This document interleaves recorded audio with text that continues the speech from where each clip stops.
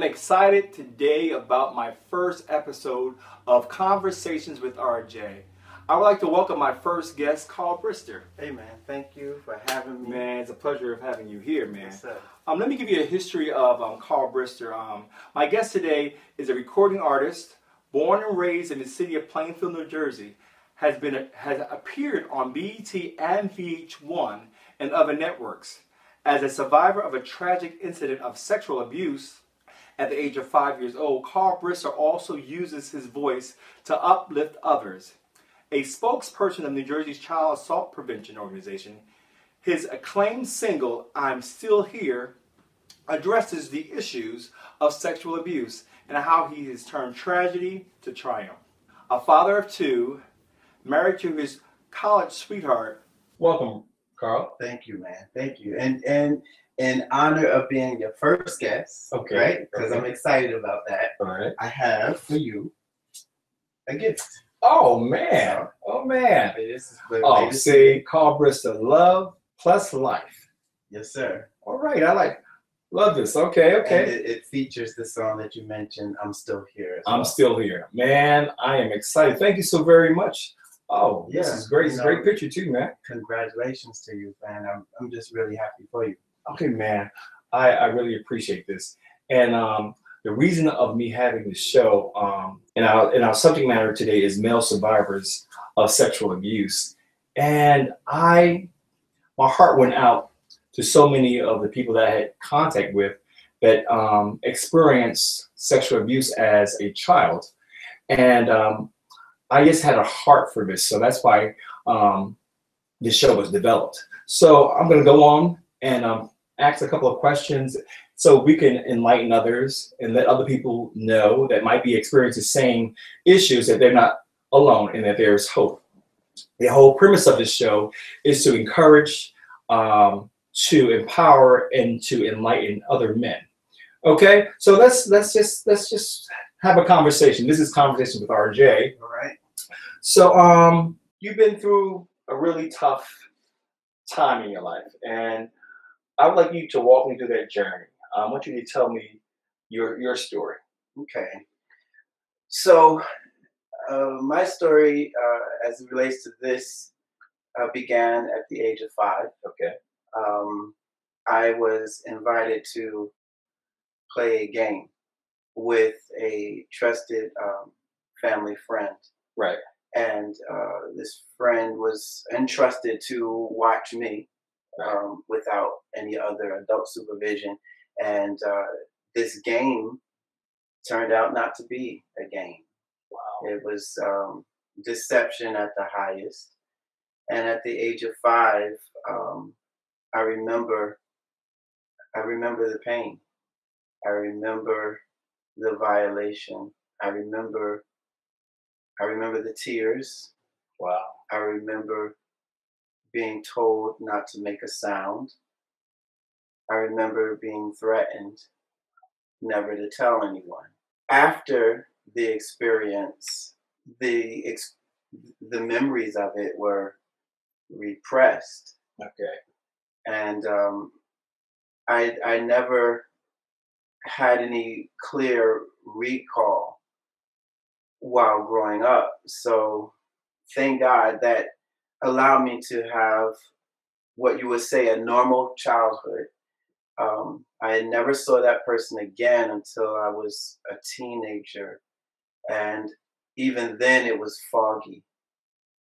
But one night in college, it was very still, I recall. Everything came back to my mind. Okay.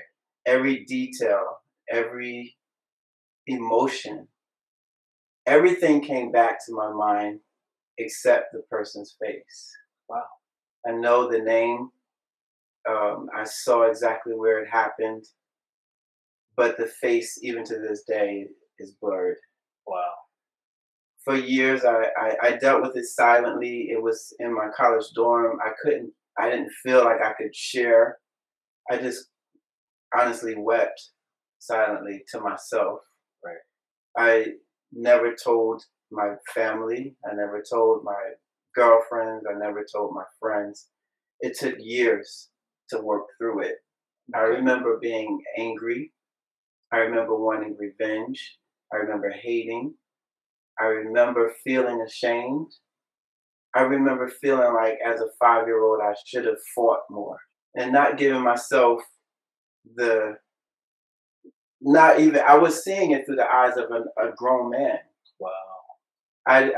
It took years for me to see that I was a young child, Right. and there was really nothing that I could do.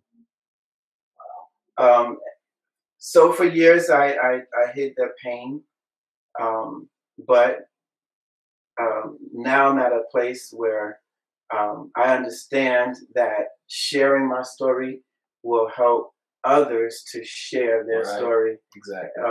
Sharing my healing, how I work through it, will help others to begin and complete their journey. And I know now that I'm still here. Amen. I like that you're still here. I'd like to ask you a couple of questions.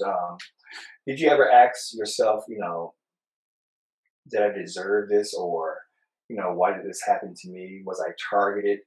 Was there something about my makeup, the way that you carried yourself, that maybe allowed your perpetrator to target you?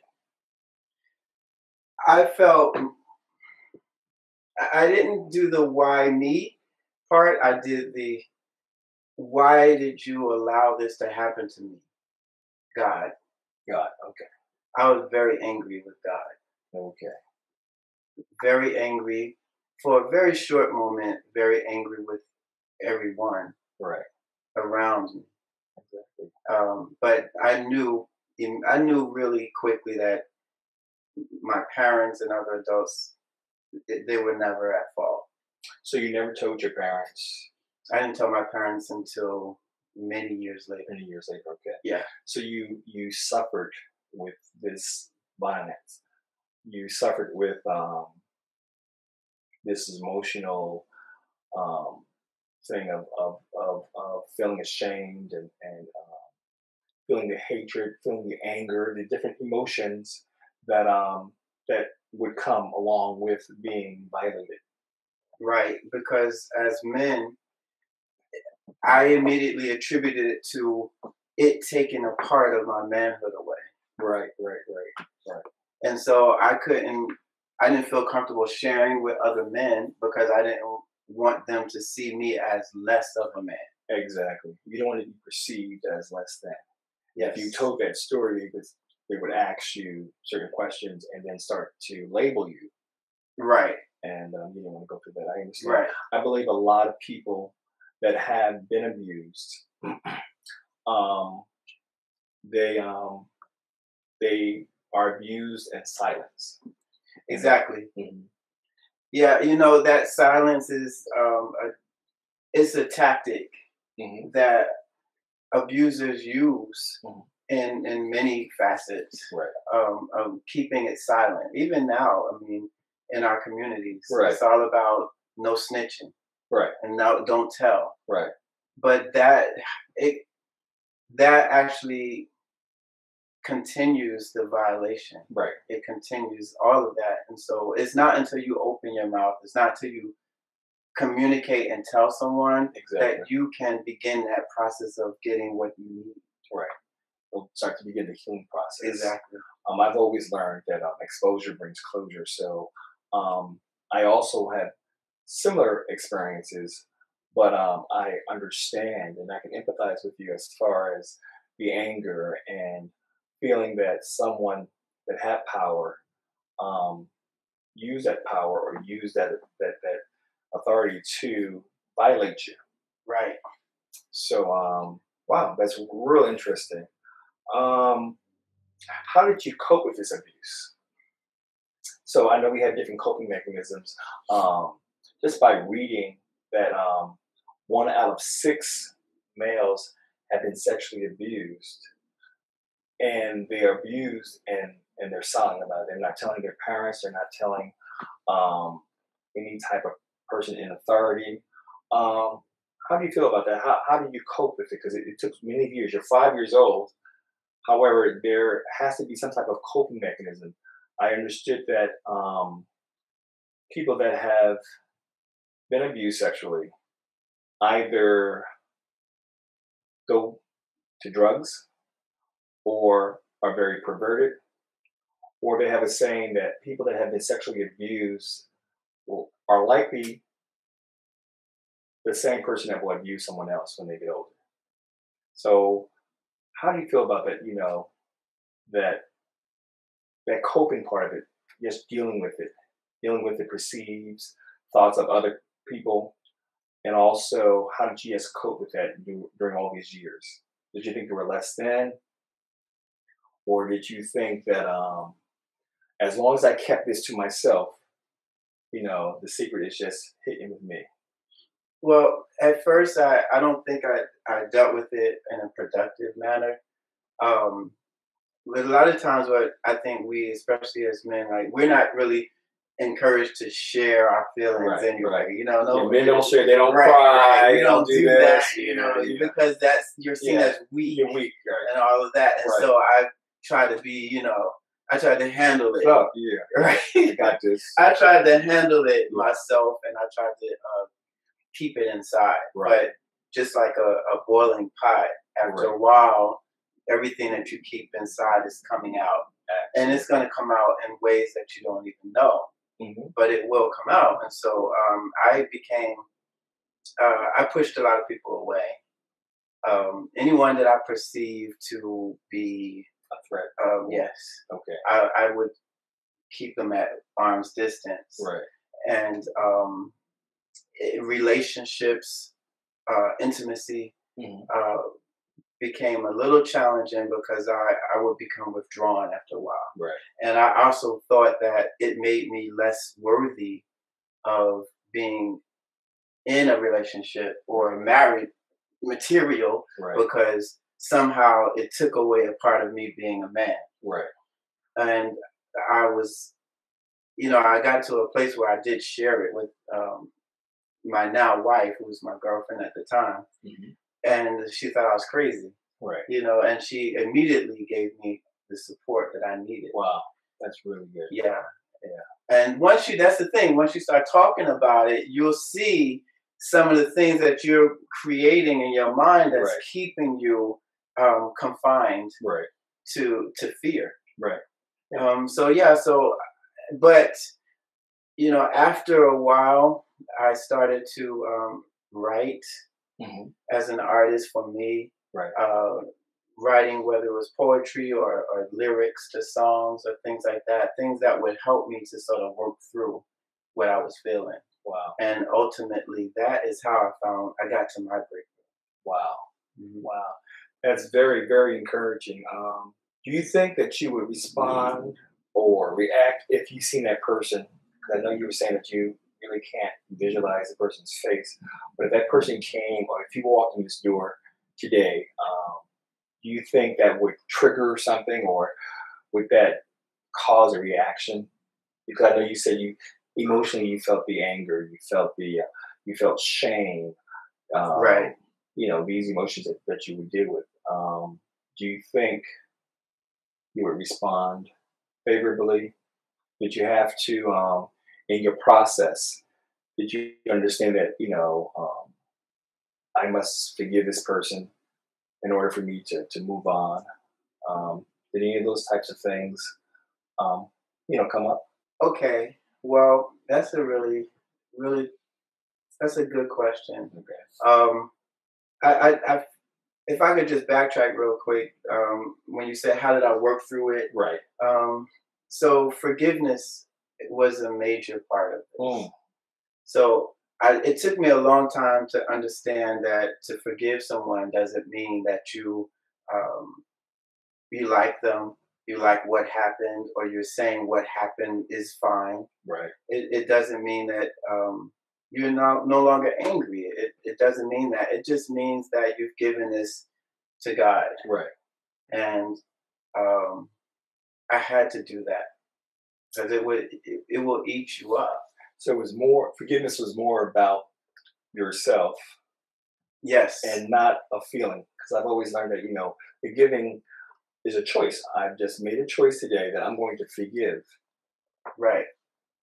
Okay. Right. And so that was how ultimately working through it. But to your second question about, what would I do how would I react if I saw the person? Yeah. I'd like to say that I would respond in a way that would be productive. But to be quite honest, I can't promise that. Can't promise it, I would probably. I don't know. I don't know. I don't know. Yeah. Okay. I don't know. Well, I'm the same way. I wouldn't know how it would respond as well. Might be a quick back fist. Yeah. Into the cross. And then Yeah. But to be quite honest, there's a part of me there's a part that wants that person to know what it felt like for that 5-year-old boy That's what I was to trying to get to. suffer. Right. And there's a part I know that, in the church and the kingdom, we call that flesh. Right. But there's a part of me that wants to, you feel how I felt. Yeah. Right. And there's that part because it hurt. Yeah. Not just physically. Right. But then, then the spirit takes over. Right. And vengeance is mine, thus saith the Lord. And I believe I would be convicted. Right. But I'm not sure which would happen first. Wow, that's just very interesting that you tell the story that way. What would you tell another young man that might be watching that may have suffered the same situation or the same violation that you have, and is watching the show? How would you encourage them? How would you give them some type of hope? Or just to let them know that they're not alone, that they're not there by themselves, that they don't have to walk this journey by themselves, that there are other people out there that have experienced the same situations that, they can find support. My first thing would be to know that it is not your fault. I need to make sure that's very clear. Right. I punished myself for a long time, thinking somehow there was something that I did to cause this, something I could have done to prevent it. Right.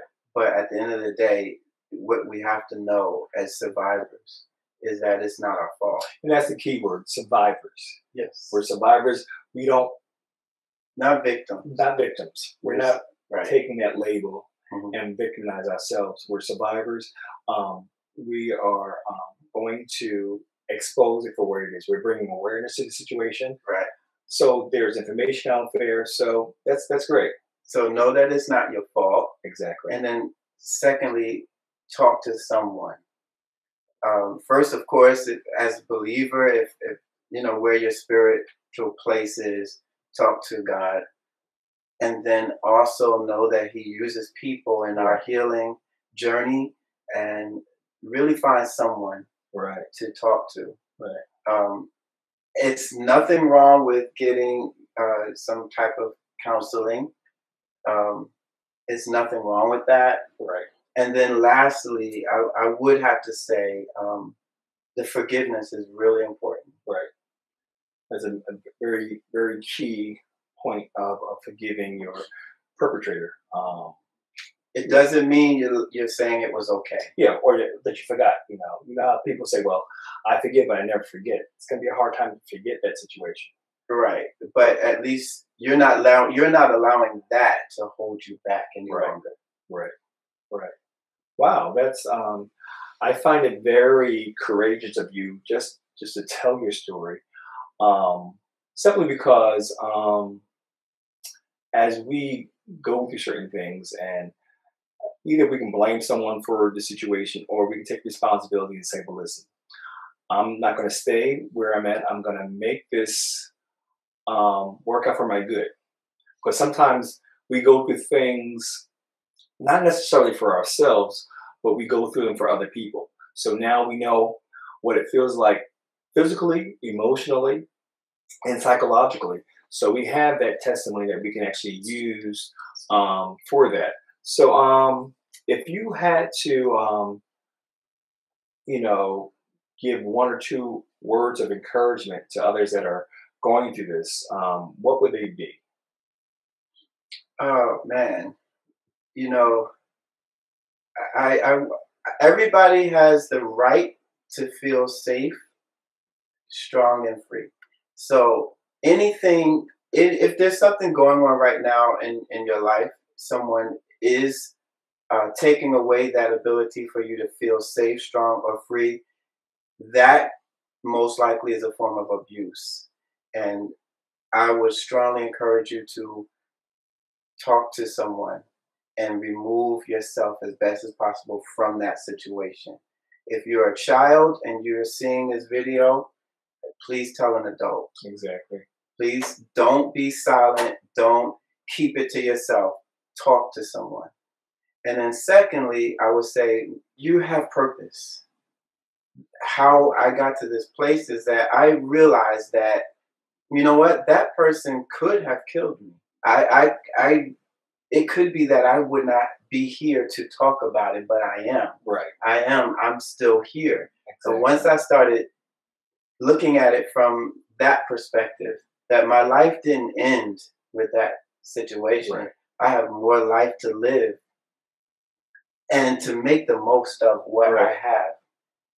I began to be free. Yeah, I see that even in your bio, how you use that tragedy Hmm. and you turn it around and you wrote a song. Yes. And it deals with what you've gone through, and it's powerful. It's very powerful that how we can use what has been so tragic to be turned around to something that can encourage someone out there. So we're gonna watch a clip of Carl Brister in his new video. I'm still here. Stay tuned. When I was young, I went through what no child should ever see. But I'm still here, and this is why I gotta sing. My life was threatened, molestation tried to take me out. Told I would regret it if I ever opened my mouth. For years and years I hid them tears, pillow. Wet from shame, from hurt, from pain, for real though. I asked the Lord to tell me why it had to be this way. Perhaps to help somebody say, I'm still here. I'm still here, I'm still here. I'm still here, I'm still here. I'm still here. I'm still here, I'm still here. I'm still here. I'm still here, I'm still here. I'm still here. We're back, and I'm here with Carl Brister, and we're talking about male survivors of sexual abuse. And I had a few more questions for Carl, speaking about his journey through this sexual abuse. And he spoke about coming forward and finding someone that they can trust. I mean, being violated, there's trust issues that we deal with. Right. Who can we trust? Because in my incident that I've experienced when I was younger, it was the person that violated me was a pastor of a church. I felt that if I told my mom said, well, what did you do to, cause this to happen? Or that she wouldn't believe me. So that's why I kept a lot of my frustrations, a lot of my anger to myself, because the one that I trusted in so much was the one that violated me, or he preyed. He preyed on me. So I had to keep that to myself, because who's going to say that, oh, the man of God just touched me, the man of God just, rubbed my body, and say, well, because this person is married, this person has kids, has a large church. What do you do with that information? So I had to keep it to myself, and I had to pray, and had to kind of work through all that. And then my identity was in question. Yeah. So by the time it was time for me, to get married and stuff like that, I had to disclose that to my fiance before I got married, as far as the things that I experienced, because I didn't want it to come back. But I knew that I had to forgive for me to be whole again, spirit, soul, and body. So, but it's a continual journey, because you have certain things that will cause those things, or there are certain triggers that will make you think about those experiences that you once experienced. And then when you have children, that was a question that I really wanted to talk about. Right. You have two young boys. Yes. So how do you feel about, protecting them and having them going to school, and because you've experienced what you experienced, so right. Yeah, I'm very, very sensitive as a father. Right. As a dad, it's like my job is to make sure that they're as protected as I can. Right. So I am probably I'm probably overprotective when it comes to that. Yeah. I also talk to them. Okay. And I tell them, no one has the right to touch you here or there. So you had a conversation with Oh, them? yes, very much so. All right. So they're clear. There's no gray areas as far as Yeah, and I'm very, very, very cautious about who I allow to watch them. Right. It's just a part of my journey. Right. That I pray that never happens to them. Right. Yeah. So I'm very, very protective. I also wanted to provide. The whole aim of this show is to empower, to encourage, and to enlighten men about issues that they don't normally would talk about to their peers. So here at my home, I believe this is my safe place. So it's a place where men can talk about anything. And this is one issue that was dear to my heart because of the many cases I hear about. Being part of the Big Brothers Big Sister, I have two mentees, two littles that I mentor, and a lot of young men that I come in contact with experience this incident, and they don't want to talk to their parents about it because of the shame and the unbelief and things of that nature. So they start to act out in other areas.